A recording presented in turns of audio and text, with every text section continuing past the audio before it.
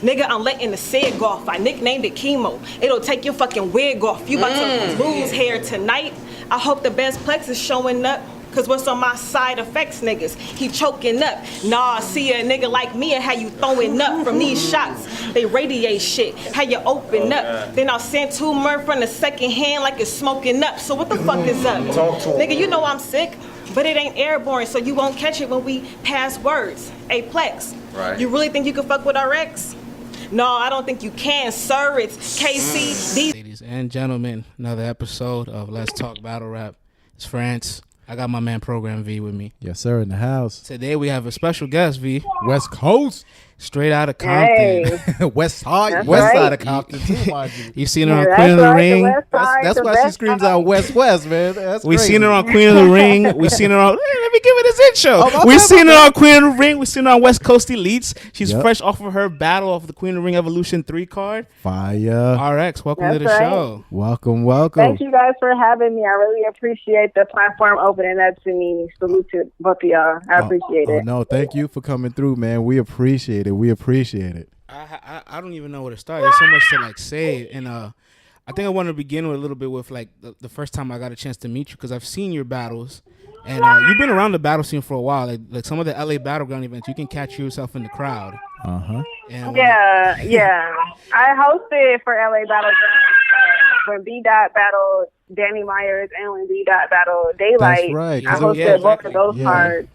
Absolutely. That's funny because like I would always see her in SO Finesse, but I didn't know that they battled. You know what I'm saying? So now to see her battling, it's like, wait a minute, this is homegirl that was hosted the joint. Like, it's kind of crazy. There's a little market out there in Cali. There's SO, there's Coffee Brown. Yo, they could low key take over. Right. They could. You guys could low key take over this female battle rap thing like quietly. You know what I'm saying? Yeah, like, that's the plan. Y'all got some hitters out there, man. Yeah, for real. Our base is growing out here, so I'm glad that it is, because at one point it wasn't that many females doing it. It wasn't that many leads around, but now things are shifting and things are changing. So it's looking up for us. Absolutely. Yeah, absolutely. And you know what? Before we even get into you, I'm gonna put you real quick on the hot seat, since you got to witness Danny Myers and B Dot front row and center. 2 questions. What did you think of the battle as far as who won, and how was the feeling in the room right after the battle finished? Good question. Okay, so who I felt won the battle? It's so hard to call a winner. Like, how could you call a winner? She's like, don't do this to me. battle? She's like, don't make me pick a winner today. You see, this is that West Coast unity that they got going on right here. No, it was like, such a good. I would say this. West Coast I would unity. say this for anybody. It's just like the battle was so good, but I feel like Danny Myers did amazing. He did an amazing job in that battle. But I feel like B Dot may have went over the time limit. So he was able to get out more of his material, so that kind of edged him the battle, honestly, because I feel like Danny stuck to the time limit, but B-Dot kind of, went over, and ain't nobody going to call time on B-Dot. So, Definitely not he on the was West rapping Coast. for like a very long time, so I feel like he got out more material, and it was on fire, so I feel like he edged the battle. But the battle was a great battle on both sides, and how it felt afterwards, like, it was just all love, like, for real, like, you got B-Dot and Danny, 2 of the greatest West Coast battle rappers, coming at like a head-on clash. And right after, everybody was just saying how good the battle was. Like, nobody was disappointed after that. Everybody was showing love to each other, and like the energy in the room was very, like it was like a lot of love in the room, but it was also like very high energy. Just everybody was so hyped off that battle. Like, dang, I can't wait to see this on cam. It was so crazy. It felt like, watching it on cam, it felt like the entire room left uplifted. Yeah, definitely. Like they knew, like the West like Coast the league had knew one. they had one of the best battles of 2016. Like, wow, we landed one with this. You know what? It's kind of like we've seen so many stories where a battle where an event doesn't end right, or it's not what you thought it was going to be. But it seemed like everything played out so right that everybody was just on cloud 9. Like, these guys was, everybody just went off. Yeah, because all the battles that whole night, like, it was all fire battles. Yeah. Like, the whole night, and it led up to that. Which, like, the night was just a real good night for battle rap on the West Coast, because this was at a time when we wasn't really getting the looks that we deserve out here. Like nobody, the West was very overlooked during this time. So when like that helped to kick up the momentum here on the West Coast. So salute to, Danny and B-Dot for that. Now that you mention that, right? Like I remember it was you, SO Finesse, like 2016, when Queen of the Ring had you guys booked. Everybody kind of called you like guys like rookies, right? Like and like people were co-signing you. People were really excited to see the personality. Can you talk a little bit about what it was like when you Debo first reached out to you? Like, what was that conversation like? How did you get on Queen of the Ring? Yeah, so I didn't really plan on battle rapping when I first started coming back to events and stuff. It was just like me being a fan. But one day I started rapping in front of my friends. It was actually at my graduation party, and I didn't know that they was recording me. Because, I used to rap or whatever, but I had stopped because I was in school. But when I was graduating with my master's degree, I was like having like a big old party. Congratulations, by the way. Oh, thank you. You're welcome. I had a big old party at my house, and all my friends came over, and the main person was Clutch, like my homeboy Clutch, and he's from Crack City. He got fire battles out. Shout out to him. Shout out to But Clutch. I started rapping, and they were all recording me, and I didn't know that they was recording me. And the next day, like, the videos went out and people saw them and they was like, yo, like, you could rap, like, how about you battle rap? And I was like, I don't know, like, I don't like people being in my face and stuff like that. So I had to really get past that part. Right, exactly. So I had to really get past that aspect of it. But once I did, and I was like, okay, I'm about to try this out. I'm about to write around and let my squad hear it and see what they think. Mm-hmm. So I wrote like a battle rap round, and it wasn't too battle rapish. It was more like studio rap type or whatever, because that's what I was used to. Mm-hmm. So they were like, okay, you got to work on it. You got to punch more. You got to have like metaphors, and like they gave me like a list of females to watch, like 40 bars being one of them, and I took an immediate liking to her. And I just really got the concept of it down, like the aggressiveness, like, it's really like poetry to me, like it's, aggressive poetry. Mm-hmm. So that's when I was like, oh, okay, I got what they're doing. Like, oh, let me try this again. So that's when I wrote more bars, and I came back with my squad, and it was fun. And I let them hear it, and they was like, oh, you fire, you gotta battle rap. Mm-hmm. Like, we gonna put you on Queen of the Ring. Because Beast Gatlin, he's the manager of Queen of the Ring West. Wow. So he already had like a relationship with Debo. So he just told Debo about me, and they was like, okay, like, we're going to see what you got. So that's when I was on the Kiss of Death card, which was in July of 2016. Mm-hmm. And that was against Joy Lennox. Since then, like, things just been, cooking up for me. So, how did you feel? I'm grateful. How did you feel during that first battle? Like, what was it like? What's the experience like? Because you said you used to rap in the studio, and you got the concept of it, and now all of a sudden, the lights are on, the cameras are on, Debo is there, Babs is there. This is the real thing. Like, how are you feeling? Like, what's going through your mind at that time? Okay, so during my sparring session, Debo was there, but Babs and Vay weren't able to make it for some reason. Mm-hmm. But just being there, like, in front of the camera and everything, like, I didn't feel nervous or anything. Like, I felt good because I had, like, my squad was there. Yeah. I had people come out to support me and everything. So I felt like my support system was there. I felt confident in my material. And, like, in my third round, like, I messed up or whatever. Uh-huh. So it was like, oh, man, like, I felt like I, like, let myself down. But a lot of people were like, but that's your debut. So for you to, have that error towards the end, that shows a lot. Exactly. Yeah, I'm real hard on myself, so I was like kind of disappointed about it, and I was like, man, I can't wait to come back and redeem myself. Was that your battle against Joy? That was your debut, correct? Yeah, that was my battle against Joy Lennox. And you were no-showed by somebody. I remember. Oh yeah, the next event was like a few months after that, in Unique Bars. Like, I had 3 fire rounds for her. She no-showed, so it was a big disappointment for me for that whole situation, because I feel like that battle I could have had another battle out, and I could have had like more material out for my fans, but there were like a few events actually that were supposed to happen that didn't happen. How frustrating is how frustrating is that no show when it just happens? And I feel was real frustrating. I feel like it happens the day I of. Prepared, yeah, and I didn't find out until that morning. What was her excuse? She said that the weather was bad in Seattle, Washington. But being the person I am, I gotta go online and see what she's talking about. Google the weather. How bad is this weather? And like it was like a little bit windy out there, but all it did was knock over a chair. Like it wasn't that bad. Oh like she could have still came. So I was real upset. I was real upset about that whole situation because it's like, man, like I prepared. I wrote some fire bars. Yeah. I think that I had even put one of the bars on 15 Minutes of Fame radio. I did an interview with them, and I, just put one of the rounds out. Like, fuck it.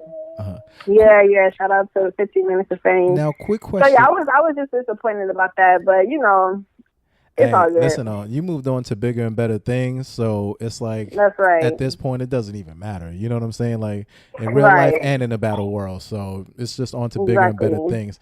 Now, quick question: in your first battle, coming from writing rhymes in the studio, did you write those rhymes to a beat, or did you just write those a cappella? What was the process? Was it different? Yeah, some of them I did write it to a beat, and interesting. I thought that I noticed the mannerisms. Like I noticed the rapper mannerisms coming out. But it did. Yeah, it showed that you could tell I wrote it to a beat because I couldn't write a cappella. It was hard. It was like I'm so used to writing to a beat, so I'm about to just put this beat on, and I'm finna write to it, and I'm finna just rap it a cappella. But it's like when you write it to the beat, you kind of rap it to the beat, even if the beat ain't on.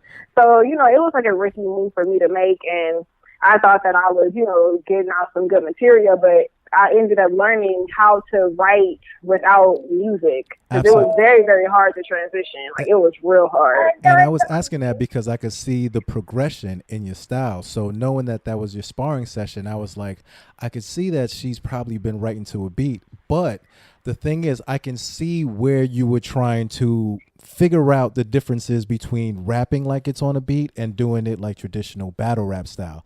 And I could also tell that like the content was there already. So it's like half the battle is already there. You know what I'm saying? Like you got the content. Yeah. So it's like to see where you're at now, like that's some dope progression. You know what I mean? Yeah, I appreciate that. Yeah, that's what it's about for me. It's just like the progression, elevation of my pen, my performance, my delivery, and everything else. And I feel like when I first started out, I was like the raw me. Like that's me not really having the skills. But as I go along, I'm picking up skills, with each battle.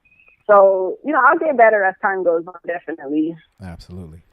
What one thing you said that interests me when you send people the footage and people were telling you, go watch some of the female battle rappers. Go watch the 40 Bars, the iHearts, the Miss Hustles of the world, the jazz rappers of the world. And I want to ask you, what was some of the most influential female battle rappers you've seen that's like, wow, like this inspired me in multiple ways because like her style, her performance, the way they craft their rounds, how they break through? The people that stood out to me the most is QOTR. She was one of the first female battle rappers that I saw. I thought that she was just so dope. I was like, oh man, how did she do that? Like, she got all like the props and stuff, and like it was just so interesting. Like, I really liked her. I loved 40 Bars. Like, immediately, I took a liking to her. But two people that I don't hear talked about that much, or people don't think that they dope, is Misfit and Duchess. Like, I would watch all their battles. Yeah, like, Misfit is on my... Misfit and Duchess. I think there's like a little Latino love, man. Misfit is on right. Yeah. You see that unity? You see she got the West Coast unity. Right. She got the Latin unity. I see what's going on here. Nah, but that does matter. That does matter. Yo, Misfit is a legend out here, man. Yes. She needs to come back, they have their own man. style. Yeah, absolutely. For real. Like, they have their own style, and that's what I like. They don't sound like somebody else. Like, they sound like themselves. Absolutely. Another person that I really liked was Jada Ray. I would watch all her battles. I really like Jada Ray. Like, I love her. That's really good She's picks, so man. dope. I like the selections you made, man. I could definitely see like why each person kind of like rubs off and is like, wow, that motivates me. That makes me want to like exceed to that level and get to that level of Right. greatness. For me, Exactly. my top 5 female battle rappers, and my six was Misfit, because I got a lot of love for Misfit, and I definitely support the Latina wave. You feel me? I am Dominican myself. Why you gotta put the little extra Latin flavor on a because Latin I word, have man? to put the flavor on it, man. All night long you've been talking all normal. Now you're like, oh, you know, cause Latina. You know Nah, man, I get to put my adobo on my shit. You feel me? I get to do that. You get to do all that, Papi. Listen, man. You're gonna do all that. Yo, I don't think V knows, man. We're gonna have to get V some chicken, Listen, some moro, Papa. some potato salad. Listen, brother. What else, RX? We gotta get him. I'm from the other side of the island. You see, I'm Haitian, so I already know what's going on, Papa. You know what I'm saying? Okay. I know mofongo, all that, Papa. You can't fool me. I already know that one. RX, what's your favorite Latin dish? Ooh. Are you asking me? Yeah. Oh, okay. Well, y'all know I'm Mexican, so Yeah. I love Mexican food. Like, I love, like today I had lunch with my dad. We went and we ate albóndigas. You guys know what that is? Yeah, absolutely. Well, Of course. break it down for the people that Oh, don't yeah, know. yeah. Yeah, well, it's meatball soup. It has like meatballs, potatoes, carrots, squash, Damn. like a side of, arroz. So I went and ate that today. It was bomb.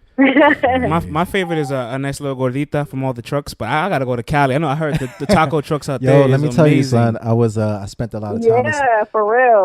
You know what's interesting about Cali is that there's no Puerto Rican spots out here. Like, I've never had Puerto Rican food before. You don't see that. You'll be all right. It's like no Puerto Ricans out I said here. you'll be all right. All you need is a Mexican spot and a Dominican spot. You'll be all right. I want to go man. and experience like Dominican food. Like, I want to go and eat Dominican food and Cuban Hold on. food. So when and you came all out the to New other York, good Caribbean stuff. when you came out to New York, you didn't hit a spot up? The only place that I had like some halal. Like, that was like bomb. Halal. That was, yeah, it was so good. I never had nothing like that in my life. It was Okay, so good. That's interesting, man. Because like it's funny that you Coming say back, that. I want to try different food. It's funny that you say that because, you come out to the East Coast, you get to experience different food, different culture. Like, I know when I was out in San Diego, it's like I got to, everyone always talks about the fish tacos and all that, from the white boys to the black people. Son, I had them fish tacos. Those things were crazy, man. Yeah, I can't have them that's what it anywhere is. else now, man. Like, it's crazy. Yeah, Like, it's I'm that the serious. same way. I only eat like fish and like lobster and stuff like that when I'm in Mexico. Like, I can't. In America, it's just not the same. Like, it's so good in Mexico. It's just better. Now, quick question. We know that you're Mexican, right? But are you 100% Mexican, or are you like, what's your background? No, What I'm if you don't mixed. mind me I'm asking? mixed. Multicultural in the I building. don't mind at all. I'm multicultural. Because- I rep all my cultures. Let's hear it. Let's hear it. Yeah, so I'm gonna just give y'all the breakdown of my actual. Let's get the 23andMe. DNA. Yeah, my ancestry. Exclusive. Of course, my mom is black. My mom is black, and her family comes from Louisiana, from New Orleans, and they're Malian and Nigerian, like by culture. But they just black people or whatever. They don't really identify Black as folk. African, but I do. Good old fashioned But Negroes. okay, so right. And then on my father's side, they're Mexican, but they come from Mexico, but they're actually indigenous, Native American. So they're like Aztec. And then also spirit. I have a great grandmother that's Spaniard. Like, she came from Spain and moved to So Mexico. you basically have the full three faces of a Latino: the African, indigenous, Right. and Spaniard. Yeah. Wow. Right, Yeah. exactly. And I have other stuff also, like Italian and like Persian and like Melanesian, which is Somebody's like getting all- around like, back there, man. Yeah, it's interesting. I didn't know that I had Persian. This is going to be a funny question. It's going to be a funny question. Have you had a conversation with B-Dot, told him all your cultures, and he's like, oh, he's broken it down. Me and B-Dot's had a great conversation about Afro-Latino, and he understands the coin of the term and the history, but doesn't necessarily believe in it now, where I'm like, well, you know what? We're all minorities. We all came together. I see the ancestry of it, so you can't deny the history of an Afro-Latino. Right. Right. So have you ever had that I've never had a conversation with B-Dot about my culture. She's like, man, you should. She's like, I don't got 8 hours to be staying in here. She's like, I don't got that much time, brother. Get deep with it, but I can match the intellect on, with B-Dot and everything. But I never had a conversation with him about that. To my understanding, he's mixed also. Right. We all are, man. On some level, we all yeah, are. I mean, we all are. Right. Yeah, but I think that he had like a 2020 test that he did, and he found out that he had like a large percentage of your. I'm over here out in the homie. I think that he might have made that public though. I could have sworn. You know what? If you don't want us to put that out, and we're gonna censor it if we need to. Yeah. We'll leave it blank. We'll be like, he's 22%. You know what? That'd be fire. Yeah. You know what? We're gonna leave it. Fuck it. We're just gonna blank it out, and nobody's gonna know. And they're like, beat up. What are you 22% of? Tell us. Yo, that's crazy. Y'all are wild. Oh man. Yeah, I'm like 20% Spaniard. Like I thought that was a lot. Oh, that's where the baby hairs come from?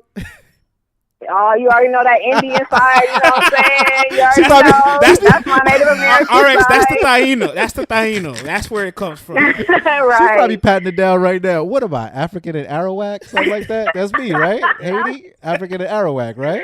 Word up, man. I'm going to start painting my face and all that, man. Labor Day parade. I'm going to claim two sides, man. But on a more serious note, I definitely got to acknowledge that you're very intelligent as far as your culture, your background. You're very well self-aware of things.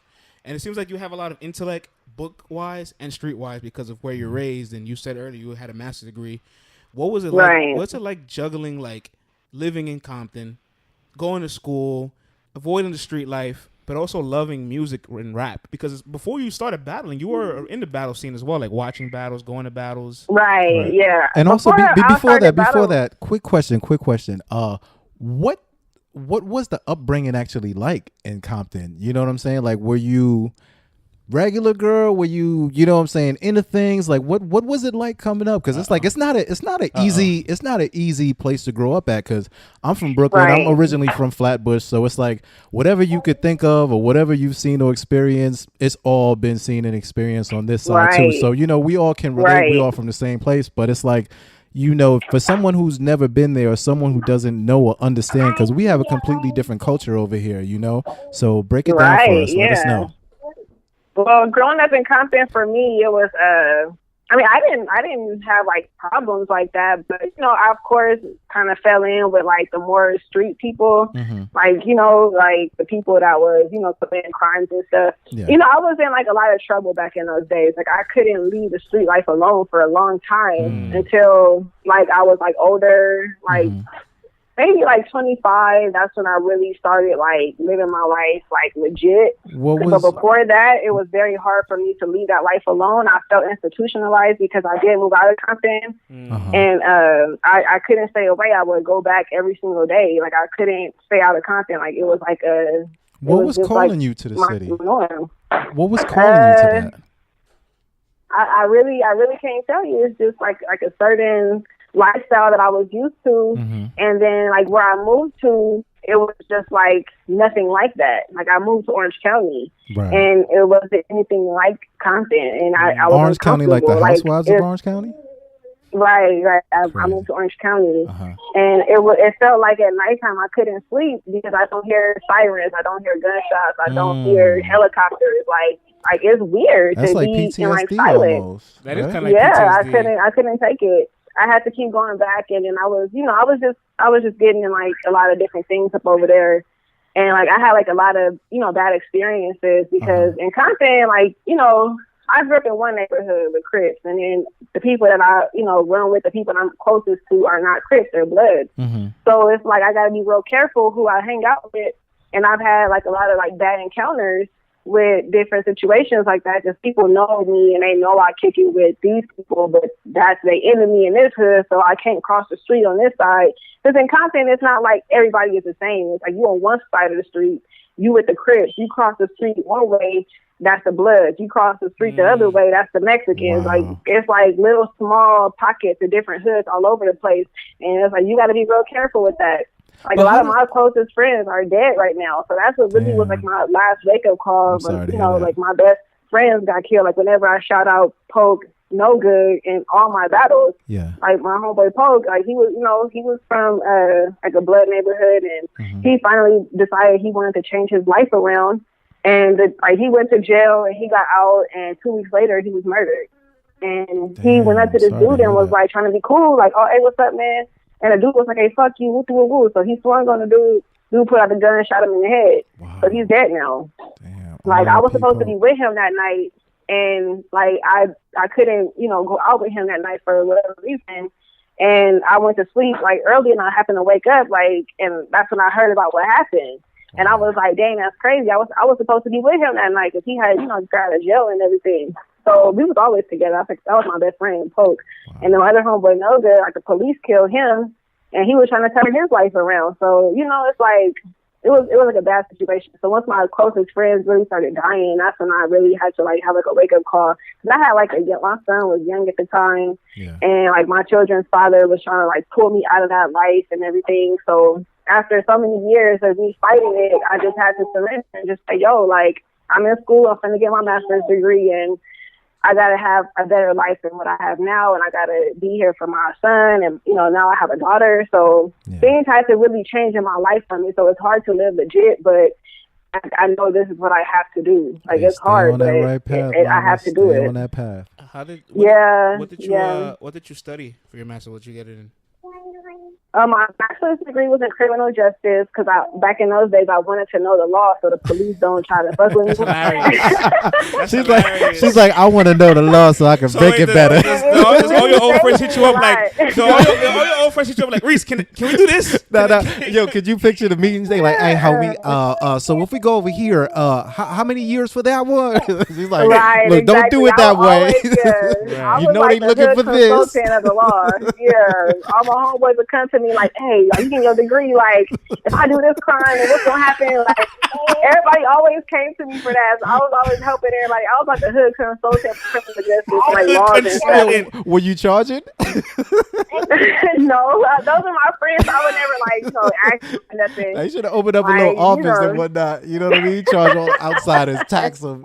You're like, hey man, how much weight can I ride with to just get probation? See, that's a real question. You hear that laugh? You hear that laugh? That's a real question she got asked. Yeah, people would always come to me asking me questions like that on everything. But then once I knew the law, I had to use it against the police because I would get harassed and everything. I had to use that to really save myself a lot of times. Like, I know get in trouble. I'm sorry, go ahead. No, you go ahead. I'm sorry. Right.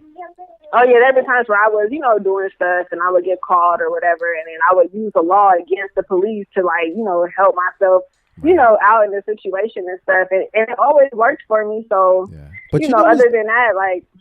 You know what's dope about that? Now you could actually use it to help empower some younger sisters and some younger brothers so that they can, so that they can know their rights and know what people can get away with and know what to say to make sure that they get home, to give them a better chance of getting home at night. So, because the police ain't no joke, man, talk for about real. It, because if you know their language and you can use their language against them, they don't like that. Not at all. And they can't fuck with you because they want to get people that don't know the law, people that's gonna mess up and stuff like that, and not know they right. Like, I know all my rights. I know my amendment rights. I know it all. So they can't pull a fast one on me. So then, growing up for you, hip hop in general must have been amazing out on the West Coast. Right. Ice Cube, Tupac. That's a lot of militant guys too.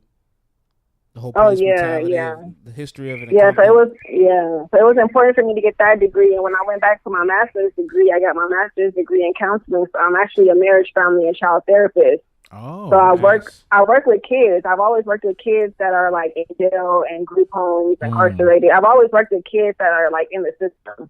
And when you say I'm not. No, go ahead. I'm sorry. Oh yeah, counseling is basically just a therapist. It's just a different term to say therapist. I'm a therapist. Right. So literally you're sitting down one-on-one and they're just talking about what they're going through, just like a traditional, like what we see on TV, kind of like that.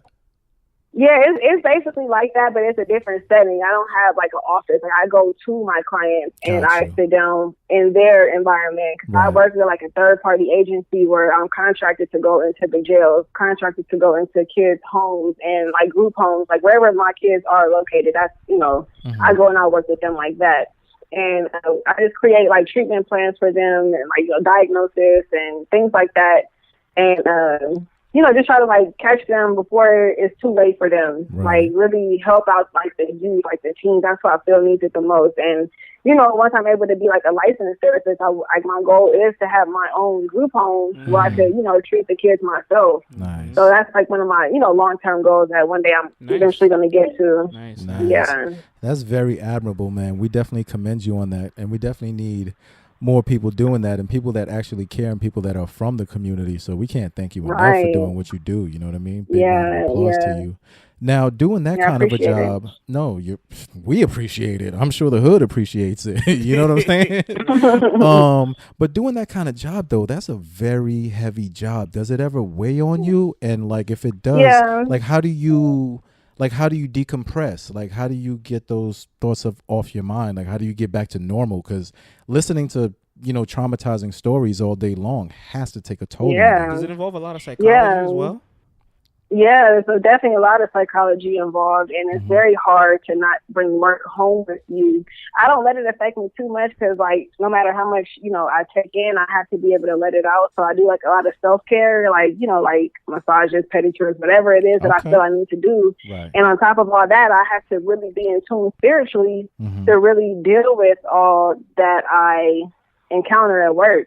Because it's like, if I don't, it'll come out in my dreams, and like it'll come out in other ways, and it'll be like traumatizing in a way for me. Like I will experience the trauma that my clients are going through. That's how that's how deep it is. Wow. So I just have to really like be in tune spiritually to really be able to take in all that energy and be able to release all the energy as well. And like that particular energy. It's funny that you say that, because in one of your battles, I can't remember which one. I know you were talking about the chakras, and it just alluded me to like meditation and stuff. Do you ever do meditation to like kind of just, heal yourself also? Do you ever do that? Yeah, that's one of the key components is meditation. That was my Plex battle. Sisters want to hear about this, like people need to hear. So like share some, ways we can decompress with us. So talk about your meditation, because I'm into that myself.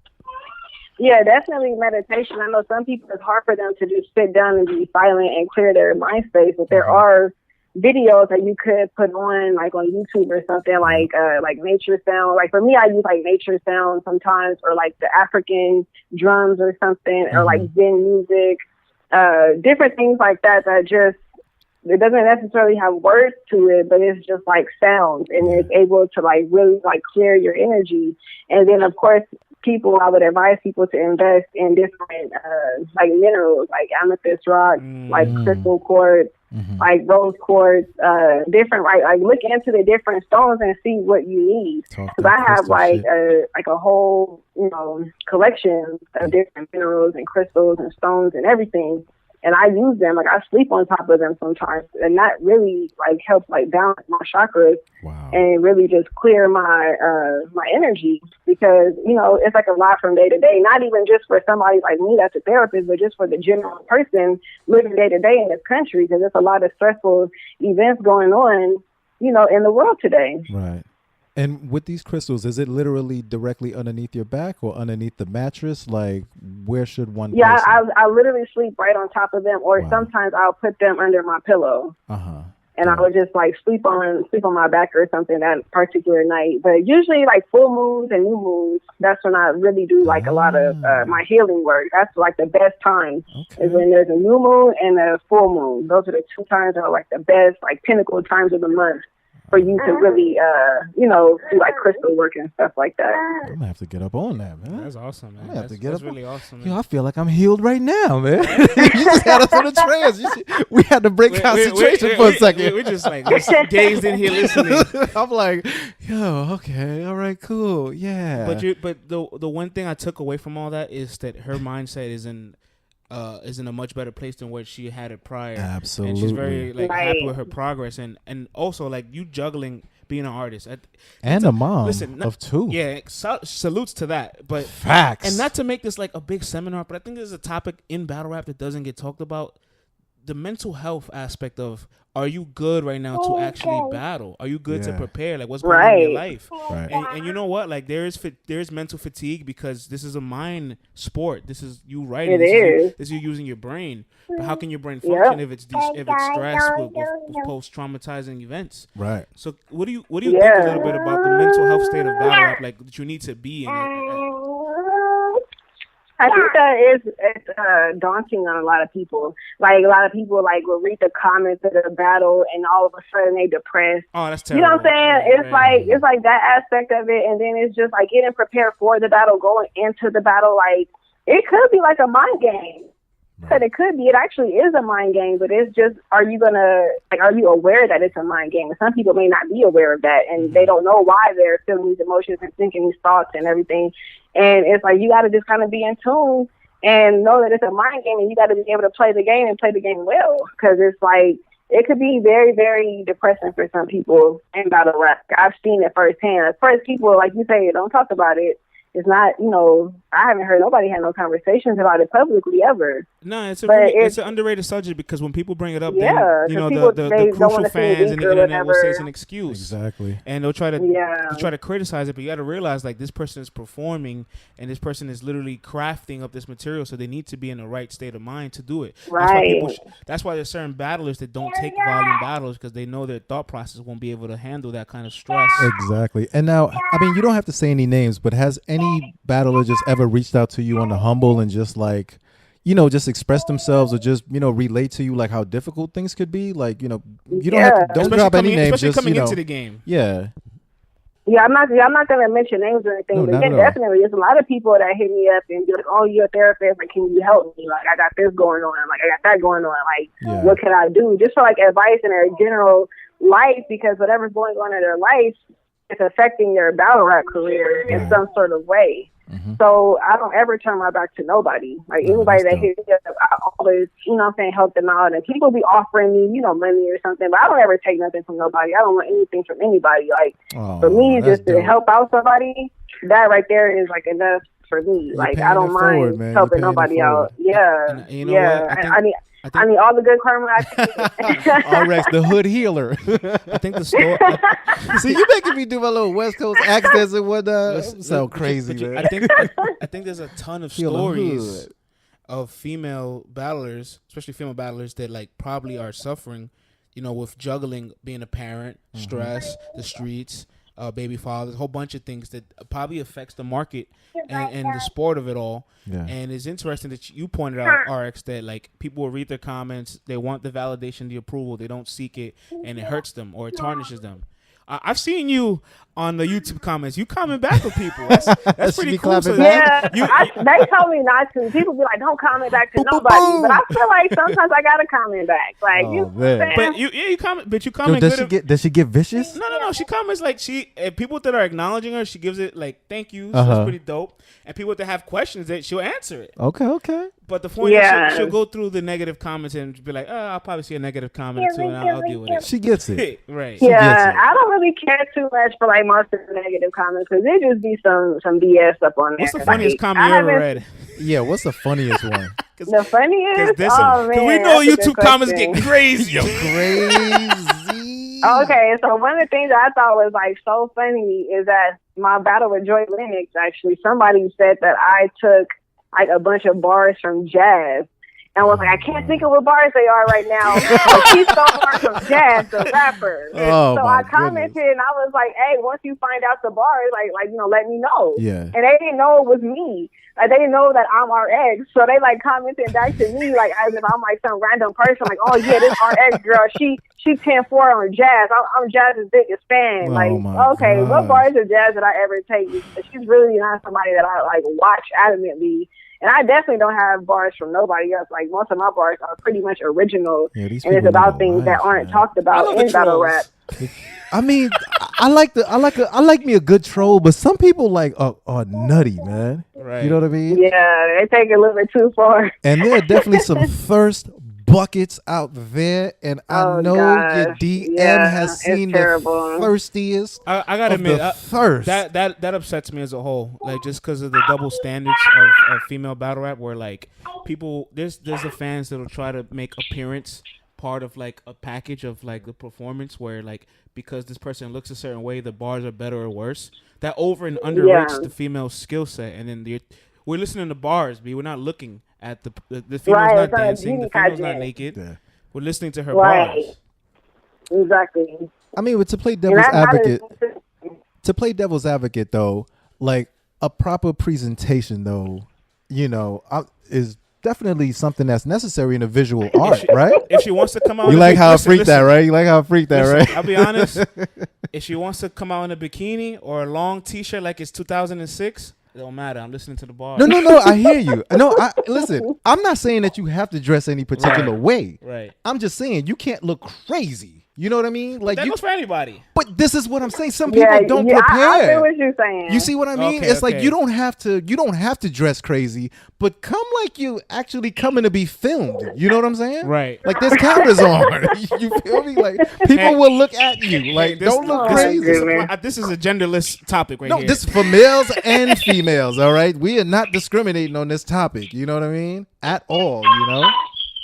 You're right though. Everybody should come looking presentable. But I feel where you're coming from on that. And sometimes people don't. Because you came to Brooklyn and battled with a Tupac T-shirt on in the hood in Brooklyn. I don't think people realize how deep that was. You know what I'm saying? Was that planned out? Yeah, people kept commenting on that, but I don't know the Brooklyn culture like that. So I don't know if it's like it's not. I did that. We love Tupac. But it's just ill that you did it. You know what I'm saying? You just really like rep your coast everywhere. Right. It's like, I'm bringing the West Coast God with me. You know what I'm saying? Like you're West Coast down to the bone gristle. So much so that I don't think you know how West Coast you are. You know what I'm saying?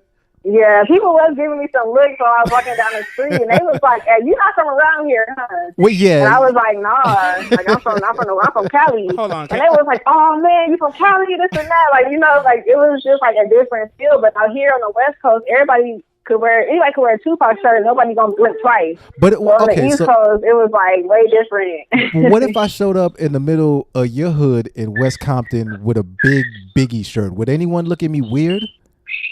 I don't think so, because people love Biggie out here. Like, I don't think that it would be like a big deal. Okay. Like, it'd be like you can go anywhere and have someone on a shirt. People probably compliment you, like, "Oh man, that's like a dope shirt right there." Like, people love stuff like that out here. Well, that's dope to hear that, man, because for years it wasn't like that, and we experienced it and lived through it. So, it's good to hear that people can wear what they want and rep what they want, and it's all hip hop and it's all love now. Yeah, I think out here the only danger that you would have is wearing the wrong hat in the wrong neighborhood. That's when there'll be some trouble. Yikes! But if it's like a Biggie on your shirt, then that's like not a big deal at all. So let me ask you a question: When artists and battlers from other parts of the country are coming to battle on your territory, do you guys kind of give them like a little rundown?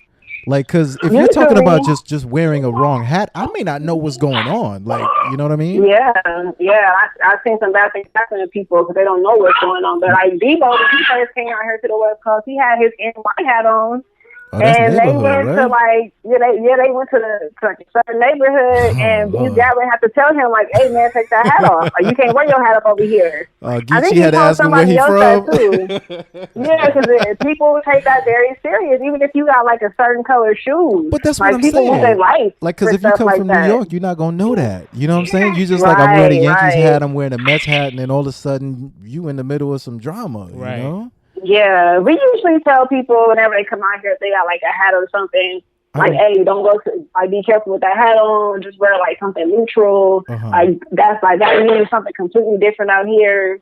Like, people look at that hat and be like, "Oh, that's the same hat that so-and-so wore when he killed the homies. I gotta kill you now." Like, that's the mentality of people out here. So you gotta be real careful. Like, I ain't wearing no hat, bro. What colors you wear and what hat you got on. Yeah, for real. Just take the safe ride and don't wear no hat. I'm getting the fresh baldy. I ain't wearing no hat, man. Coconut oil in the dome, no hat, brother. Right. Word. Yeah, that kind of stuff is real serious out here. Man, that's crazy. Definitely want to touch on the Tupac shirt and Evolution 3. Yep. A little bit about Fire the battle, by the way. A little bit about dope battle and good performance. Thank you. But I want to talk a little bit about the event. See, the flyer said 2 to 9. The event didn't start till 7, Lord. and it ended at 9. Yeah. I loved it because they met they said, "Hey, we told you from 2 to 9." Right. It can start anywhere between these time frames. Right. That's crazy. And I've seen you walking around the block, going around. Like, what was it like at the time? Like, just like getting that together. Was it all the artists all scattered? Were you confused as to what's going on? Okay, so I didn't really have time to go over my material like in the hotel because I wasn't really in a hotel when I was in New York leading up to the battle. Mm-hmm. Like it was like very limited time that I had like to myself to like, you know, actually practice. Yeah. So when I was walking around, I was just practicing my bars and going over my bars so I could get comfortable with it in a different atmosphere, because it's easy to practice here, but I got to practice over there also because it's a whole different climate, a whole different atmosphere. Like, the energy is different, so I have to get comfortable with that. Right. And then, you know, I thought that the event was going to start on time as well, but obviously it didn't. You know, black folks don't start on time. Right, exactly. I knew that was going to happen. You know that. But Devo kept saying that it was going to start on time, so I was like, okay, let me just be there. And then I get there, and he's like, oh, no, like, we got to wait like an hour or something. I'm like, oh, man, You know all what? right, Let me go take that practice real back. quick. Not black folks. Let me take that back out of the universe. Because I start on time, actually. I'm always punctual. Battle people don't start on time. Battle people don't start on time. Let's not lie. We told RX we were going to call at 9, and we called at 9:35. Let's not lie. No. But we were on battle time. You feel me? We're on battle time. we on battle time. Like, battle rap time, you got to give a little extra time. But let me take that back, because that's a wrong thing to put out into the universe. Black people are on time. We do good business. You can support us. You can rock out with us, but battle people, sometimes our timing could be a little slack. Add an hour to it. You know what I mean? At least. At least. You can leave when they say it starts. Put it that way. Right. Talk about that battle, though, France. You were there, right? Yeah, the battle was dope, man. Well, talk about what it was like being there live. You know what I mean? I wasn't there. Talk about it. Watching her live, it was interesting because, like, you know, I've seen the battles prior, and now there's an improvement in the cadence and the delivery. A lot of people had, like, the feedback for RX was that her delivery was too fast, but people forget she's Latina. We just speak fast naturally. Right. You need to order a taxi from a Dominican cab service. 5 minutes. If you order a taxi from a Dominican cab service, you will see how slow RX is talking. Dímelo, 5 minutes. Hey, I actually had a Dominican cab driver, and he thought I was Dominican at first. So man, so he hit you with everything. Dímelo, mami, ¿qué lo que está pasando? And he starts grilling me like, "You're not Dominican." He goes, "Wait a minute, you're not one of us." He was like, "Wait a minute, what are you?" And I was like, "Oh, I'm from California, like I'm Mexican." And he was like, "Oh, you Mexican people, y'all talk so funny. Y'all talk so weird." And I was Damn. like, what? Damn, y'all Dominican people are the ones that got some weird language, okay? Hold on now. Hold on. I gotta stop you there. Look how easy it was to divide the races. Look how easy it is. Look how easy it is. And it's the same language. This is ridiculous. Crazy, son. You see, they done did it to us, man. Willie Lynch done did it to us, man. It's all the white man's fault. Hey, man, who else's fault is it? But going back to her performance, man. Yeah, talk about it. She definitely came out there with the West Coast vibe. Like, you can feel it, you can taste it. Yep. Unfortunately, her opponent, you know, I guess wasn't as prepared neither. And RX said earlier that she didn't get a chance to prepare, but like she got it off on. But you know what's funny though? I think she kept messing with her belt, and it threw her concentration way off. Right. You know, like she should have just took that belt off. I didn't notice that during the battle, but when I watched it back, it was like distracting just to watch. I was like, why she got that belt on and she holding it like that? Oh, okay, it's not on all the way. Yeah, but I don't know, man. I'm like, she should have just took the damn belt off, and like it definitely would have made for a better performance, because I mean she's got presence, you know what I mean, and she has some bars and stuff. Like, she's got her own thing going on, but I think it really threw her off, and unfortunately it took a little bit away from the battle. But I think overall people realize that you're really on your grind, and what I really like about your style, RX, is that you're now mixing in the conscious stuff with the hood stuff, but you're not overdoing it. You're dropping certain little bars and certain references that some people in the building are catching, but other people aren't catching. Are you making a conscious effort to kind of blend it in right now for folks? Yeah, you know what I mean? Because I noticed definitely. I noticed it's been toned down, but it's in there though. Yeah, because I don't want to oversaturate it with one thing or another. And everything that I put into my bars, that's me. Like, I'm conscious. I'm from the streets. Like, even my Dre Lennox battle, that was one of the first bars that I had. Like, I'm conscious. She had the cartel, but I can still go back to the block and reverse that nonsense. She had the cartel bars. I had to add that in there. Listen, talk about it. There's gonna be a demographic that's gonna love that. Oh yeah. You gotta check out Don Marino. Have you ever seen him Oh battle? yeah, I know what's up with Don Marino. Did you hear the Mexican pride just come out? Oh yeah. Listen, it was amazing. Viva la raza. It was amazing because he literally made a whole scheme of Mexican bars. Yo, he did, man. He said, "I'll tell you my struggles." Yeah, he did. You know what it's like when your abuelita sleeping in the room and she watching her novela. Yo, facts, I love man. it. That's I love crazy. Nah, that's dope. You Mexican. start to panic Because you the audience, yeah. The cops catch you in the whip. Yo, he went off that battle, man. He's battling Gunpowder Pat next. That's gonna be crazy, man. But as a whole, like, I even threw me off for this. Orale, we were talking about Mexican wrestling. Bar. So like, there's a whole demographic that also stands out too as well. And if you ever get a chance, there's also a bunch of international leagues. You should watch one of the Spanish battle leagues, like out in like Spain and DR and Mexico. Hold on. They got battle leagues in DR? They have battle leagues everywhere. It's crazy. But what I'm saying is to watch it because they rap in a different language. And you'll literally, since we know Spanish will catch the bars, but you'll watch the body language and you'll know they're setting up a haymaker. They're scheming. And you can tell who their influences are by the way they move too. It's crazy. A Dominican was like, I got a gun so big. And I was like, oh, nah. That's crazy, man. Mi pistola todo de largo.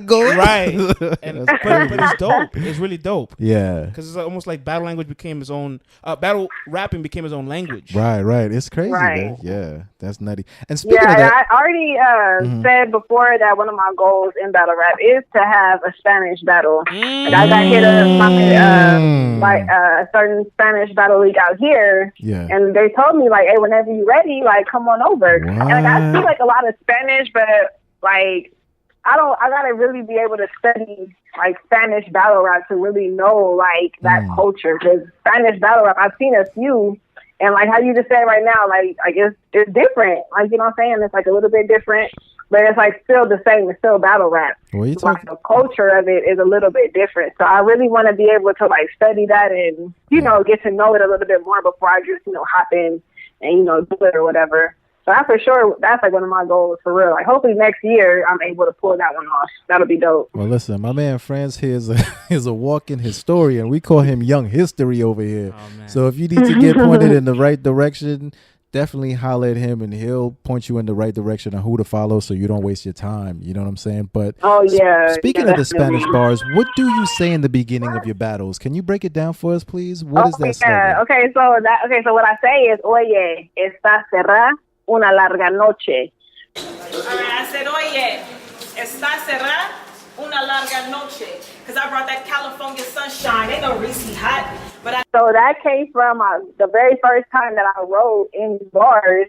I just wrote that out like, oh, it's about to be like a long night for you. And it rhymed with like, it was so trash. I said that and I was like, oh, that means it's about to be a long night.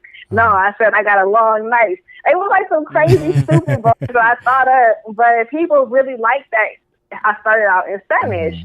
So I was like, okay, I'm about to throw away all this other trash ass shit I just wrote, but I'm going to keep that one part. Like, because people, when I would say that, people would just like it. They were like, oh man, I like how you started it out. Like, that's dope, but the rest of it, you got to work on it. Yes. So I was like, okay, I'm going to just keep the Spanish intro. So I gotta just stay true to that, you know what I'm saying, and just keep my intro in Spanish. Oye, está cerrada una larga noche, because it's gonna be a long night for whoever is standing in front of me. You know what I'm saying? So that's just what it is. I definitely think it's a smart move to keep it because, I'm not gonna lie. I heard that we were interviewing you tonight, and I was like, I'm gonna watch her battles, and I was happy to see that you didn't have too many battles, so I didn't have to go super crazy.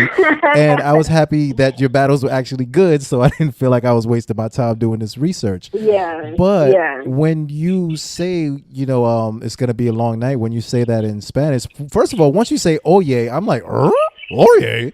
I'm like, what's this black chick talking about? You know what I'm saying? Wrong. I'm like, why is this black girl talking Spanish right Try now? again. Right? So I say that to say this: it piques my interest, no matter what. It makes me say, okay, if her opponent is going first, I need to sit down and wait to see what the hell this girl got to say, because I'm a little confused right now, and I need to know what this story is. You know what I'm saying? So keep that, because no matter what, people are gonna be like, huh? You know what I'm saying? So it's an attention catcher, and it's dope at the same time too. So it's not like it's just, you know, an attention catcher. And yo, Spanish bars are landing like crazy now. If you can roll your R's, or if you can land that Spanish inflection, you got a haymaker on your hands right now, man. Spanish bars are winning, my dude. Cortez going crazy with the Spanish bar. Twerk going crazy with the Spanish bars. No, yeah, we talked about this plenty of times, that it wasn't always like that. Where like, yeah, Tez went into that. He went deep into that. Yeah, like it wasn't always like that, in the sense where like other ethnicities kind of had to just fight a little harder in battle rap, almost to be like accepted. No, for real. Like I think about not just Latinos, but I think about the Caucasians when they crossed over to other platforms, because they were labeled backpack rappers, right? And you're from Cali, so I'm sure there's a division between quote unquote backpack rap and street rap. Yeah, especially like just from like, think of California battle rap, Grind Time, King of the Dot, and now URL is expanding over there. Yeah. Then you think about Asian Jin, right? Dumbfounded. Everybody knows. The list goes on with different ethnic groups that had their struggles. But as far as now Latinos, feel like it's the population of Latino battle rappers, period, male or female, has increased a lot. And more importantly, it's this, everybody's almost like influenced by one another. And I think that's really awesome, honestly. Does it feel Definitely. like I saw Don Marino for the first time versus Chess. I have a little brother, my brother Gowie. He told me, like, hey, you got to go watch Don Marino. Like, he a Mexican battle rapper. Yeah. And I was like, man, is he like a gimmick or something? Like, let me go check him out. You thought he was going to be like Chingo Bling? He's a Mexican battle rapper. Like, let me go see about him. And he was like, oh, no, he got on Chess. Like, he killed him. I was gonna check him out. I went and saw that battle. I was like, yo, this dude is a truth for real. Yeah. I really like Don Marino. I watched that battle when I was writing. Well, I was really practicing for Tony Blanco. I already had the cartel bars. I knew I was going to take that angle with her because, you know, she uses the last name Blanco. So I had to, you know what I'm saying, come at her like, why are you using Blanco? Like, you're not even Mexican and you're not no drug lord, so why do you have that name? So I had to kind of, you know what I'm saying, dig into her when it came to the Blanco shit. That's why I told her, like, you know, you call yourself Tony Blanco, but you're not Griselda, and you don't know about no cartel shit. And that's when I had to, you know what I'm saying, have those bars right there. Yeah. To pick up off that battle, too, the full event, you didn't come out there alone. You came out there with your sister. That's a finesse. And that's right. Shout outs to her for taking the battle last minute on 2 days prep, because her original opponent backed out. Right. But if I was her, I wouldn't have taken it. I think that she was in the hospital, her original opponent. Okay. Yeah. But if I was that's a finesse, I wouldn't have taken a 2-day match versus somebody that was sitting on bars like Mulatto Black. Yeah. But I respect her as a warrior still going out there. But this one I want to point out. Talk about it. Everybody in Cali has a warrior battle rap I was going to mentality. say that, man. That's what I was just going to say. It's like Danny Myers. You know what I'm saying? It's like deeper. It's more than just Danny Myers. No, I'm saying it's like, you know, obviously, go ahead. Beat out with the sore throat. Yeah. He didn't let that bother him. Although O said he ain't want to go to St. Louis, though. The battle fell through. The battle didn't fall through. Okay, all right. The battle fell through. I feel you. The battle fell through. All right, go ahead. O told us the battle fell through. The battle fell through. My bad. The battle fell through. The point is that, like, a lot of the battles out in Cali, like, they'll take last minute battles. Yeah. They'll give something to the fans. Yeah. They'll go throughout there with harsh conditions. There's something about that mindset, like the warrior mindset. But think about it. Everyone has pretty much went through Danny, right? To get validated, everybody who's solidified on the West Coast right now has went through Danny, and they took their lyricism seriously. And Danny set that precedent. You know what I mean? So it's like if you go through him, you got to go through his mind frame almost. And I think everyone takes that part away from him. Look at Geechee in the Heat down there in Raleigh. Other people couldn't make it through that, but he came out a superstar. Exactly. You know what I mean? So I think the secret is battling Danny Myers. He's the rap Thanos, man. Or come he's the bar god. You know what I'm saying? I feel sorry for Vicky, man. Shout out to Danny Myers. Bar god. Speaking of Danny Myers,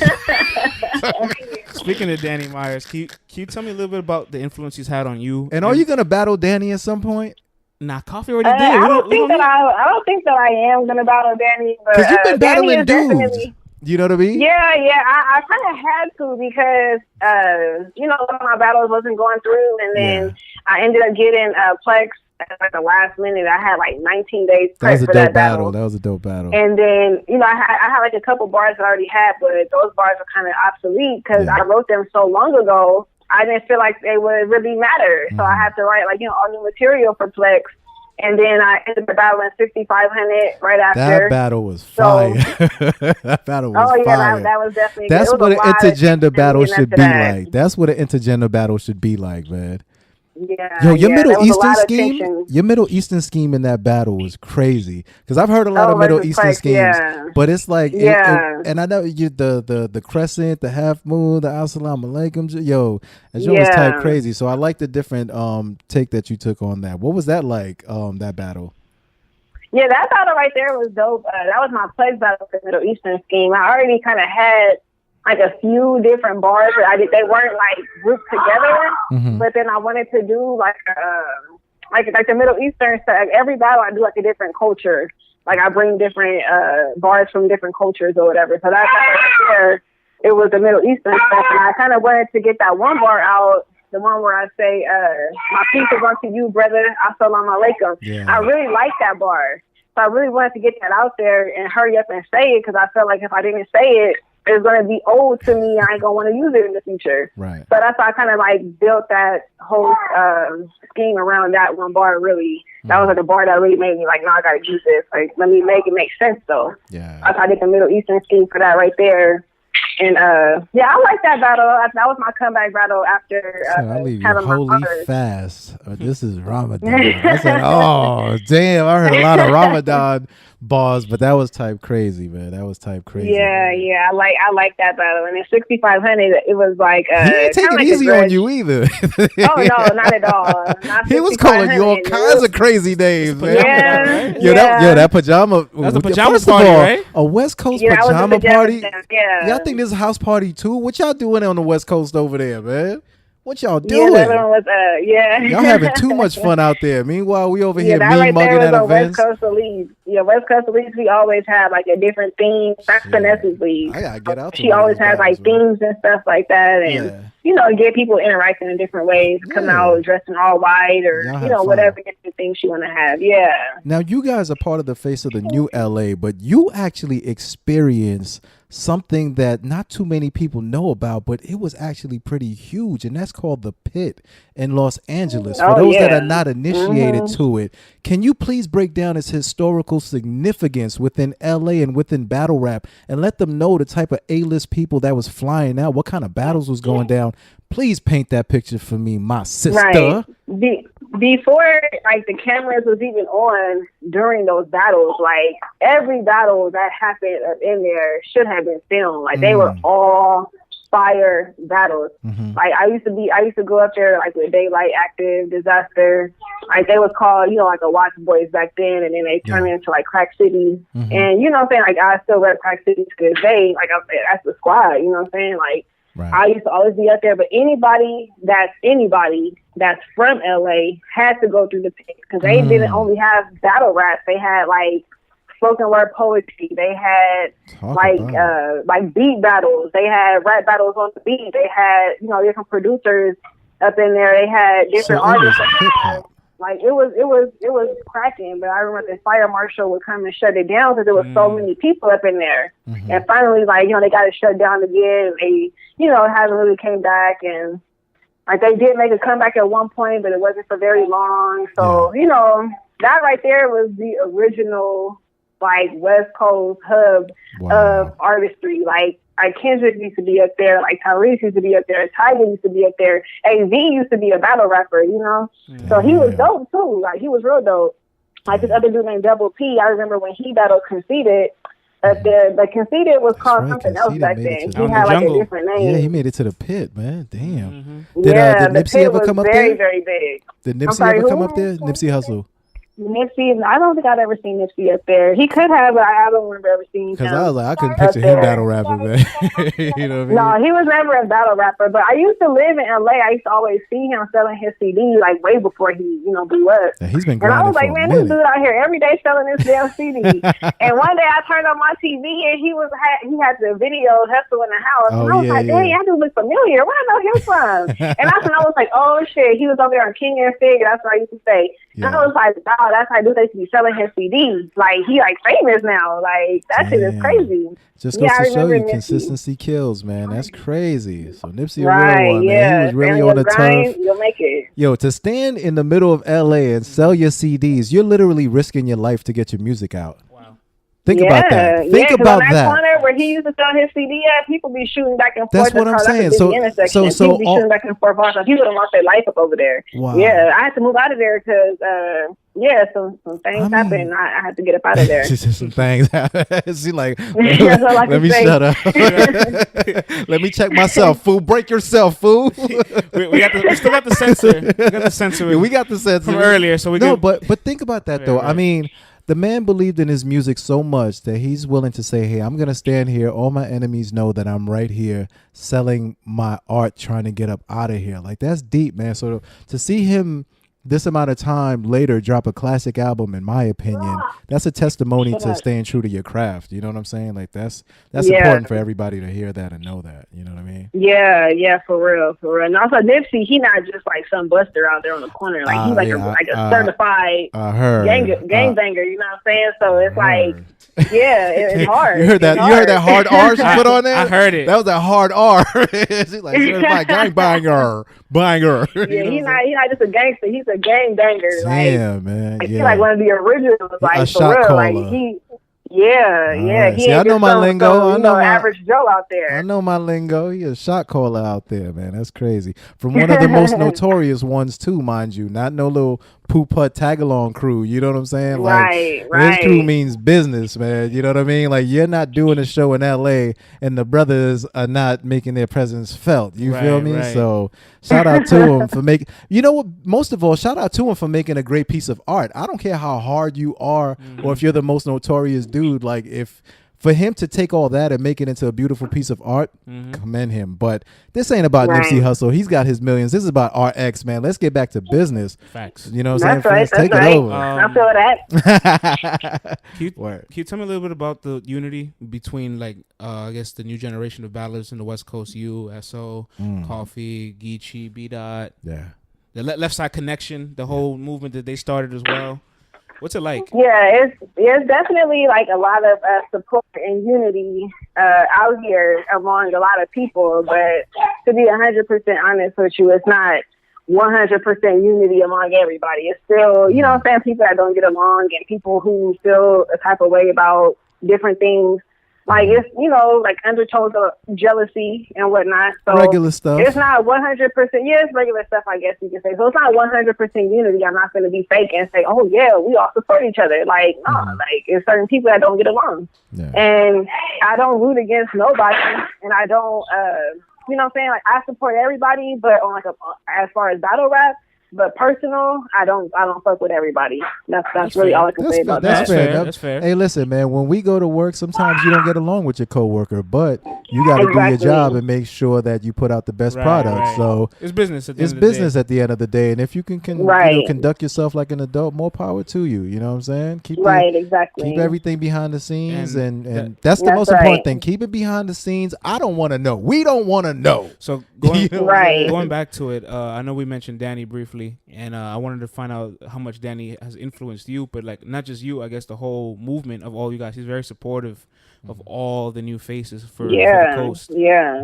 And Danny is probably one of the few people that's made it, and he's still battling, like, people out here that hasn't necessarily made it yet. He's like, you know what I'm saying? He's really putting a lot of people at on. an elite level. Word, right. Yeah, he not taking money from the leagues and showing up with half-ass performances. Like, he shows up every time. So everybody, of course, looks at Danny like a West Coast god, basically. He's the bar guy to us, like, and to other people also. It's not just, here on the West Coast that people feel that way, but as far as, like, me personally, like Danny is somebody that I could really hit up and talk to about battle rap and talk to him about like different moves that I want to make and like, oh, hey Danny, like let's spar, like listen to my bars real quick, and he's gonna give me an honest opinion about what he thinks about my bars. He's not saying just tell me one thing. There's no other way to describe it. He's a full ambassador of this culture. He embodies it.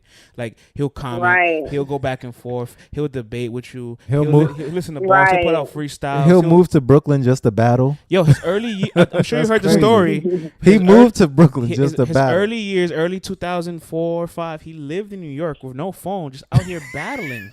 That's crazy. The bar god is crazy. Then he moved to Detroit after that, and then he also was battling out there, the same situation. He went to 2 of the worst cities in the world just to go and battle. No wonder he's a warrior like that. If you can go to Detroit, live, battle, and survive and not be from there with no telephone, what? Come on now. Danny might literally be a superhero. I don't know, man. Danny's off the grid. You know what I mean? Speaking of Danny, man, he's got a big match coming up soon. Initiation. I think I know who she's gonna say. Oh he does. And you know what? I want to talk a little bit about initiation for 2 things. We're gonna double back to Danny for a second, but initiation day 1. There's a match, and I feel like it's a match that's bigger than what it is. I feel like it represents female battle rap as a whole. Yes, sir. Could break through. We don't see a lot of female battles on URL. And Coffee Brown will be battling Robin Rhymes. Right. Talk about it. What do you think of this matchup, this battle? What it means for the state of female battle rap, both of them as well, and how this battle could like break doors? Definitely, it's a good look for both of those women to be on that platform, because I feel like there has been a lack of female presence. Like, this is the first female battle rap on the West Coast on URL.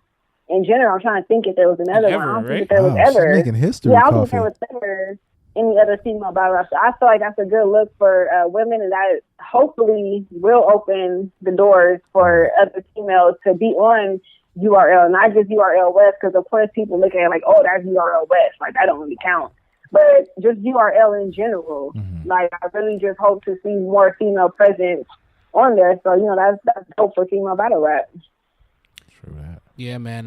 What do you think of the match? I know you probably ride with the home team, but do you think there is a imbalance here of who should dominate this match? Because I feel like a lot of people instantly are thinking, wow, Robin has to travel to the West.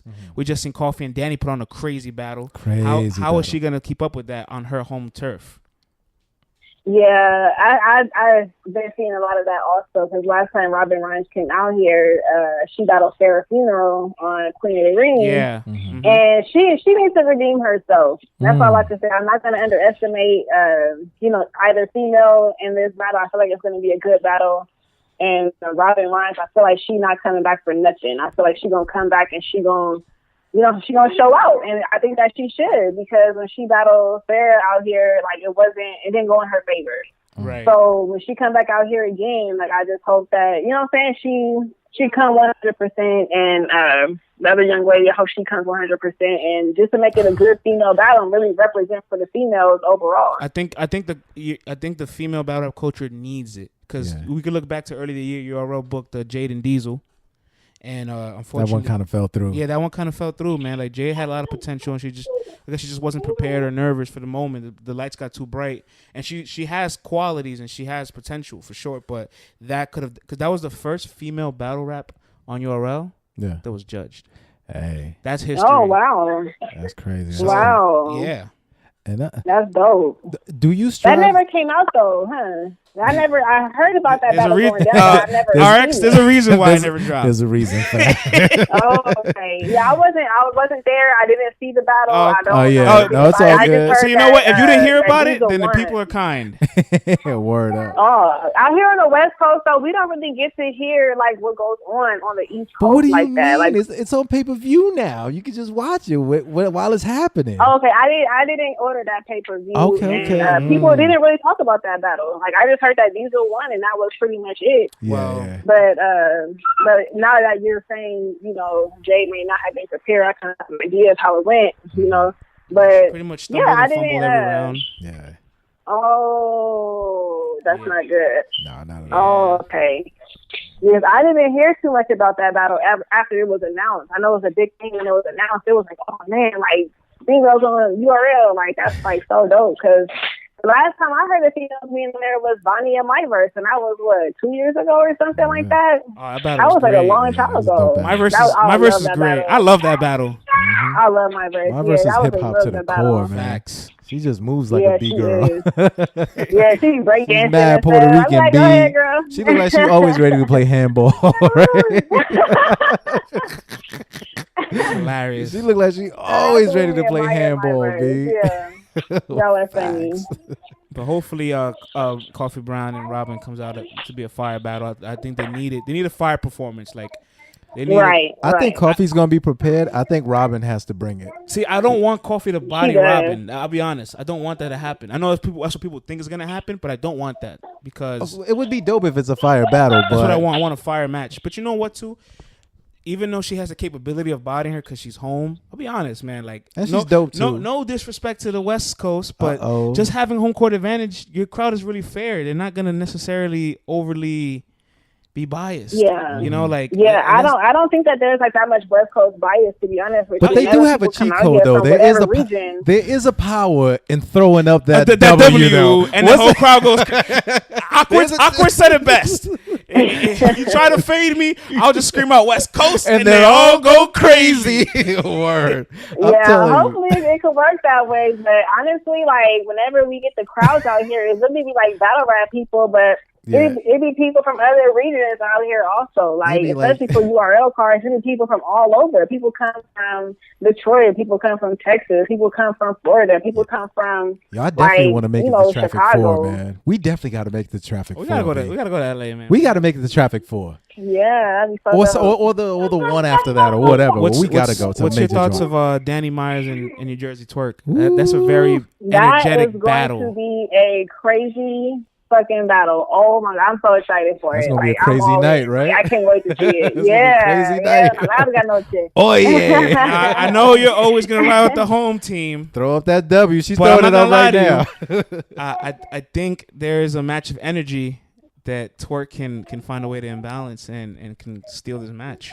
But the bar god is crazy. Okay, so I think that man. Twerk has to definitely come out here and fight amongst wolves. Like, he's not coming out here. This ain't Denver. Like, I know he battled the homie Bobby Lee in Denver. But this ain't Denver. So this is like LA. Like, you know what I'm saying? It's a different climate out here. He's never battled in LA before. And that pressure is something different. You know what I'm saying? Especially when you're going against Danny. And you know what I'm saying? And Danny is one of those guys, like, he's a dude you don't want to get into a fist fight with. You know what I'm saying? Like, he's gonna scrap until like his fingernails come off. You know what I'm saying? Like, the bar god don't play no games. You know what I'm saying? Like, he's one of those dudes. He's gonna leave his last breath on the sidewalk. Like, you are not. He turns down no fades. So I don't think he's gonna let Twerk come out there and show him up. I think Danny. And listening to the way Danny is talking, man. Can we put RX under some pressure? Go put on a hot seat, player. Can you rank your top 3 battle rappers on the West? On the West, like, oh man, that's hard. She's gonna go Danny, Geechee, B Dot, Geechee, I want to hear. It don't matter. Those are definitely the top 3 on the West. But I don't know what order to put them in. Like, I want to say Daylight, but I feel like Daylight hasn't been that active lately. But, you see that loyalty again, Crack City, man. Well, I'm asking from an overall standpoint. I don't gotta be active. But that just goes to show to your character. You stay loyal to your crew. I gotta respect that. You know what I'm saying?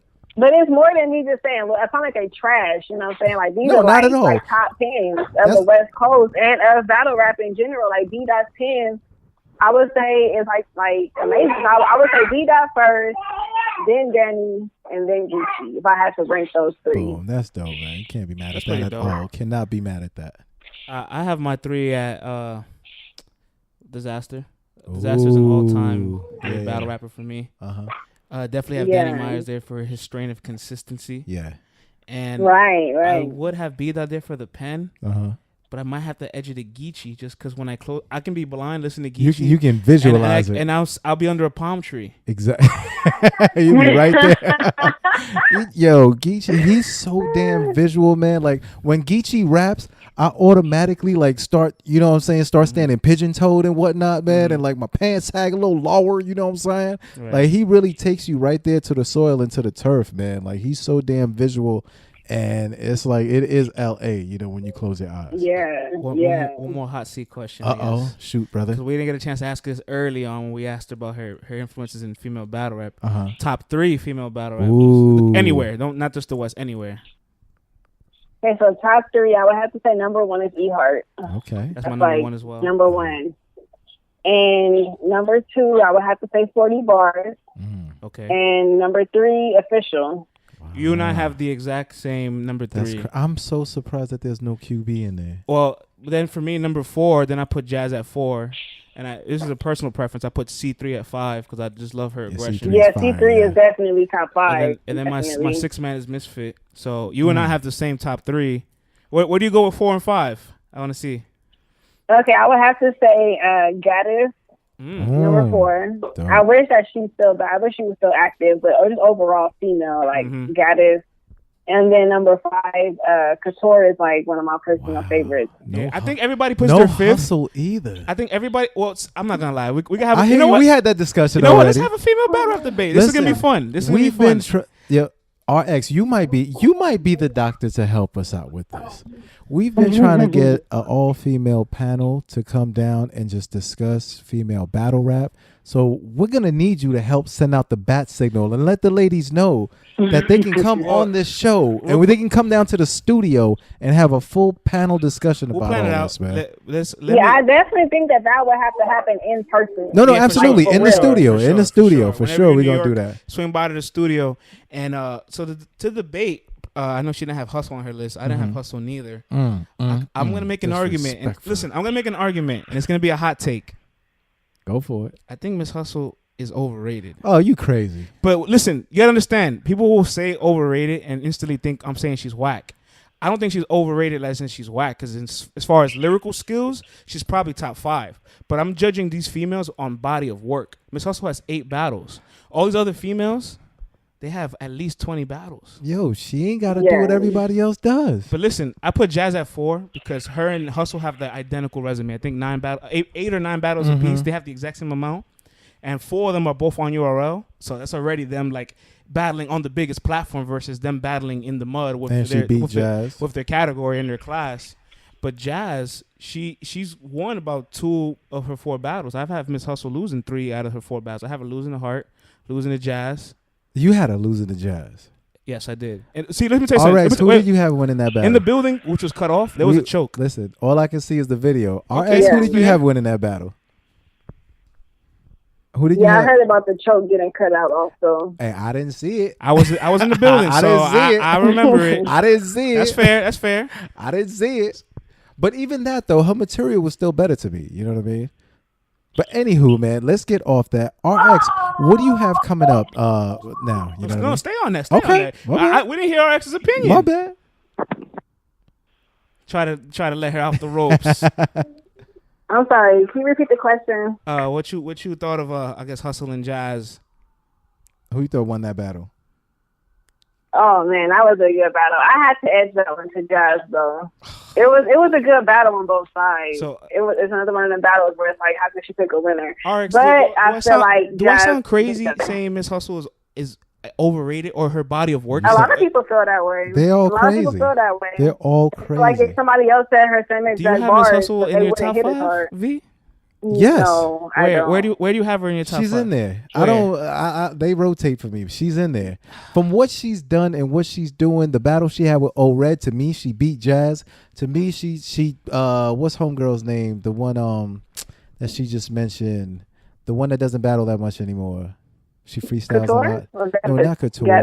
Gaddis. You know what I'm saying? She had a fight. She beat Gaddis. You know what I'm saying? Gaddis is arguably top 5 pioneer. You know what I'm saying? She's like, pioneer. Hustle took on Misfit. That was a classic battle. She made, however you felt that way. I had Misfit winning that. I had the beats. I had the beats winning. I had the beats winning. You know what I'm saying? But it was a dope battle. Nonetheless, she still performed. The beats won. Don't get me wrong. Right. The beats won, but it was still a dope battle. And like everything, even the QB with the hoarse voice, she still put on. Right. And her freestyles on K-Slay, her freestyles on Funk Flex, her freestyles what she be doing. Listen, like to me, she's ultimately what you want to do, and she was fire. Rapping ability, I have no problem with you putting her there. She can move on. She's moved on. You can easily argue she's top 3, even top 2, as far in terms of just rapping. Oh my god! But I'm judging the body of work and battle wise, not just what you can do. Your abilities. Listen, man. Opinions are like assholes, and they all stink, my brother. You know what I'm saying? But we just gonna agree to disagree. What do you think, RX? What's your take?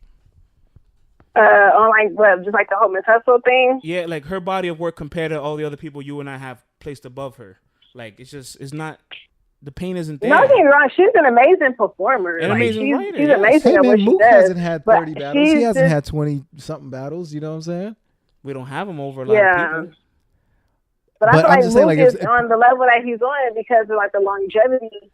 Yeah, he's been battling. That's what I'm saying. Like she's like that status. You know what I mean? Like she's crazy. She's not man. a Mook of female battle. She's moving on, man. She's fire to me. Anywho, man, moving on, brother. Yeah, I don't know. I don't know. Like I like Hustle and everything, but she's just not in my personal top 5. But other people, of course, love her, and every time she shows up, she does a pretty damn good job. Well, I'll tell you what, though. It's time for her to get back in the ring. She moves the needle. I'll tell you that much. It's time for her to get back in the ring for sure. I'll tell you that much. She moves that needle. You know what I'm saying? And for her to take her biggest matches, for her to take her biggest matches on URL too, that's a testament to her. You know what I'm saying? Mm-hmm. Not everybody can do that. You know what I mean? Not everybody can bring out their crowd to the URL and make it pop. I also want to see the female battler dominate her circuit in Queen of the Ring and in her own lane. You know what I'm saying? Like, yeah, being on URL, you're entertaining that big crowd, but what about all the other people in your class? You know, we've seen so many people she hasn't battled. I hear you. Right. But hey, if this platform seems like a bigger platform for her and she wants to be on the biggest platform, can you blame her? You know what I mean? I hear you though. Right. But we're moving on, I guess. Yes, sir. Well, moving on. RX, what is next for you? What do you got coming up? Like, what should we be looking forward to? I mean, you're already out there with some fire battles. Like, what's next for you? Yes. Okay. So what I'm preparing for now is Queen of the Ring. Mm-hmm. That's going to be in September. Mm-hmm. In New York, California. Yeah, in New York. I will be back in New York. So look out for that card. It should be coming out pretty soon. I can't tell you who my opponent is or nothing, but it's going to be a good battle. Ooh, and I'm coming to get a 3-0. That's all I can say. I hope it's Nina Cruz. Oh, Nina Cruz. Oh, I love Nina. I love you. You and Nina make a great style match. That would be one. Maybe in the future. I've said that actually. I'm on the That is a hood sanctioned battle right there, man. Mm-hmm. I said that. I said TS, Nina Cruz, and KCJ. Yeah. But it's kind of changed now. I'm kind of focusing more on like TS and Nina Cruz. Okay. But I haven't really seen KCJ. I don't know if she battles anymore. Mm-hmm. But yeah, like Nina, me and her, hopefully one day in the future, we could lock that in. I think that would be dope. That would be fun. That right there would be crazy. But I'm coming back to New York in September, so I have that battle. And I have another battle in September here in Cali on Magnitude. Okay. We just started, all the Cali leagues get together, and we all compete against each other. So everybody puts their top 5 in to the tournament. And, we all just battle against each other. That's where I battled Plex at last year. So this year I will be back on Magnitude representing West Coast Elite. And I don't know who I'm battling on that card just yet, but those battles are like 2 weeks apart, like Magnitude and Queen of the Ring. Mm-hmm. So I'm just getting all my writing done right now. And that way I can just, start practicing and stuff. So I can be prepared for that in September. So that's really all I have right now. I have other things that are kind of in the talks, but it's nothing really set in stone. But those are the 2 that I'm, focusing on right now. Because I don't want to, oversaturate myself in battle rap. I don't want to have, a battle every month or nothing like that. Right. I want to be able to come with quality every single time and, maybe battle like, 5 times a year. I feel like that right there would be cool. That's dope. So I think even 5's a lot, personally. I think even 5's a lot. Like 4 is the perfect number for me always. Right, every 3 months. Right. Yeah, even that right there would be cool. But, I just want to have quality battles every time. I want each move to be, like my best move. And I want it to be something that I would want to see. Because I get offers from, different leagues and certain people. And it's like, I'm not really motivated sometimes for certain people. And I want my fans to be like, oh, that's a fire matchup. Not like, oh, she's taking like that person. Like, why is she battling that person? So I want it to be a quality matchup every single time. Dope. And now that we know what you got going on battle rap wise, are you going for that PhD? Or we know you got the masters. Are you going for that next degree? One day I know that I will. Yeah. But as of right now, I'm not, because I was in school year round for 6 years straight. I'll tell you one thing. If she goes for that PhD, we probably won't see her battle no more. Oh, that's true. So. I know. I wouldn't have time for battle rap. Hey, listen. When I was in school, I didn't have time. What we want, man? We want the degree or we want the performance? Listen, man, I want whatever will make her happy. You know what I'm saying? So if the degree will make her happy, I prefer to see this young Afro-Latina go get the degree. You know what I'm saying? I want some battles. I want some battles. Listen, man, we can't be that damn selfish. You know what I'm saying? We can't be that selfish. You know what I mean? Man. Nah, I know, man. But it's like a lot of dedication for school. Like when I was in school, I worked full time. I was in school full time. I had a part-time internship, and then I had my son. My son was young at the time, so can I tell you something about can I tell you about something about school and balancing battle rap? I don't know if you ever seen Hitman Holla in Arsenal. I'm sure you have. Hitman Holla was in college at the time, full time, and on the basketball team while he battled Arsenal. He literally had to leave. Oh, wow. He had to leave that battle and fly out and he had to take a final or something like that, like that next morning. He battled on Saturday. It's midnight. He's like, all right, I'm just gonna break night, head to the airport, head back home, and take care of my final. Crazy. Yeah, wow, that's dedication right there, man, for real. Yeah, what was the toughest part of just basically going through school and being a young mom? Like, what's that? And working full time. Like, how do you juggle that? And it was very, very hard. Like, I felt really guilty a lot because I didn't really have time to, like, sit around and like be like a mom all day. Like, I had to wake up early and go to work, and after work I gotta go to school, and then I gotta go to my internship. And it was just like juggling those 3 things. And then I get home and I'm tired, but I still have to be a mom. But my son was young at the time, so he would, stay up at night and wait for me to come home. And we'll stay up all night and watch movies and stuff. And once I was done with school, he was like 5 years old when I was completely done. And every day he would ask me like, oh, are you about to go to school? Are you about to go to your internship? Are you about to go to work? And I had, quit my job around that time, so I could just stay and be with him for like the whole summer before he started kindergarten. So it was like really important to me that I did that, and I was able to, and it was worth it in the end, but it was very, very, very hard because like I had to write 10-page papers every week, 20-page papers, sometimes 15-page papers. Like every week, it was just like I was slammed with so much work. So it was really, really hard, but I'm just glad that I did it and got it out the way.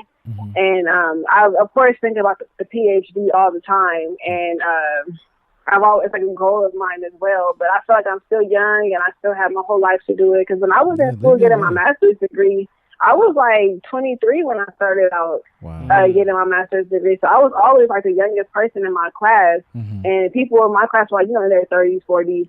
They were all older. So, I just felt like, okay, I could still go back for my degree, my PhD, but I could do that, in my 30s or something. I don't need to do it right now. Man, she making me feel old, I'm just kind of content with where I'm at. Right. Now, writing 15 and 20-page papers, does writing a 3-round battle seem like a piece of cake? Yeah. Writing bars is way easier. I'm done today. Do you feel like it actually just, from a technical standpoint, do you feel like it actually helps you? Yeah, because it's like I'm a writer. Like I'm like a natural writer. Like I've always been a writer. Like I'm able to just write like pages and pages. Right. Of like I was a straight A student. Like I wasn't writing papers and failing. Like I was a straight A student throughout college. I'm gonna do it right. I think I got a B like twice, and I was very upset about it. But I was a straight A student, and I'm just a writer. Like it just came natural for me. So writing bars is way easier, actually. Like putting that together, because you're not getting critiqued for like you know what I'm saying, like grammar and spelling, punctuation, and you know what I'm saying. You're not getting critiqued and all that stuff. You threw all the rules you knew and you threw it out the window. Out the window. MLA format. Exactly. Goodbye. Exactly, Word. for real. Like take those references and shove them. But yeah, so she would have marked out the writing bars is way easier because I think of bars all day. That's just how my mind is set up. I'm like random stuff like, oh, that's a bar. Let me write that down. So you know, it's just easier to write battle rap bars, and then writing like most of the rounds they want like 2 minutes, 2.5 minutes. Like that's nothing. Like I could write that real quick. So it's just about like my strategic moves. That's what makes my writing like a little bit longer. And then my bars are pretty intricate, so I want them to hit harder, and I want them to be like a bar within the bar, and I want everything to make sense and connect. You know, so that takes a little bit longer for me to write. But I just try to like, you know, make sure I take battles wisely of who I'm going to battle, and make sure I have, you know, like certain angles for them and whatever else. But it comes pretty natural, like writing. Like that's my thing. I love writing. Dope. All right. Well, RX, man, we know that you got a long night ahead of you playing mommy duties and all that. And we greatly and sincerely appreciate you taking all this time out, over an hour and a half, to really kick it with us and share your story with us, you know. And we think that our audience and everyone who listens to it is going to get a lot from your story and understand that being a battle rapper, there's so much more to it, that, you know, you're a person and there's a lot that goes through with this. So we really genuinely thank you for sharing your story with us. And we just want you to sign us out, man. Give us a little shout out, and then we're going to take it home from here, RX. Yeah, well, definitely thank you to both of you guys for having me on the platform and allowing me to even share my story, because not too many people are always interested to know, you know what I'm saying, like my story, things I've gone through. I never had an interview like this before, so I really just want to say thank you guys. Thank you. Know, shout out to y'all. I think, and, you know, not to cut you, I think every time somebody interviews a female battle rapper, their first notion is to ask them, what are you going to do for female battle rap? Female battle rap is dead. And we're like, you know what, like, let's celebrate the dope people. Yeah, let's celebrate what's going on, because even if it's not as active as it was at one point, there's a small market of people that are driven and inspired. Yeah. They don't care for the views, the popularity, the comments, the money. They just love rap and hip hop. So let's honor that, and let's take that ball of positivity and see. Let's let it snowball. Yeah. You know what I mean? Right, exactly. Yeah, that's exactly true, because not everybody is doing it for money, views, fame, all that kind of stuff. You know what I'm saying? Some people just love the art, and I'm one of those people. Like, I just love the art, and I want to open up doors for the West Coast females, because it's not that many females that we have. She's about to be the female Danny Myers over here, man. That'll be dope. Hey, you're well on your way, man. It's just well her on your way. personality that opened doors. Like she said earlier, she wanted to have her own like practice for exactly, kids. So, like, she wants to always give back. I appreciate that. Definitely. That's what it's about for me. It's definitely giving back and you know, paying it forward. So that's, you know, I feel like that's gonna help just, you know, humanity in general, you know. So absolutely. Yeah, that's what I'm about. RX the Dalai Lama over here, man. That's right. Well, this is the Let's Talk Battle Rap podcast, and we are about to sign out right now with our special guest, RX. We thank you so much for coming through, and you are family to this show now. So anytime you got something dropping, anytime you want to get the word out there, anytime you just want to spread some positivity or whatever, just hit us up and we'll get it out there to the people for you. New York, pull up to the studio. Absolutely. We'll take you to we'll go to the studio and get you some bomb Dominican food. We'll get you mofongo. What? Yeah, I want some. Word up. But thank you so much for coming through, and we definitely look forward to kicking it with you again. Until the next time, definitely. West up. You know what I'm saying? West. So thank you so much, RX. Thank you so much. All right, peace, y'all. Peace. Hello?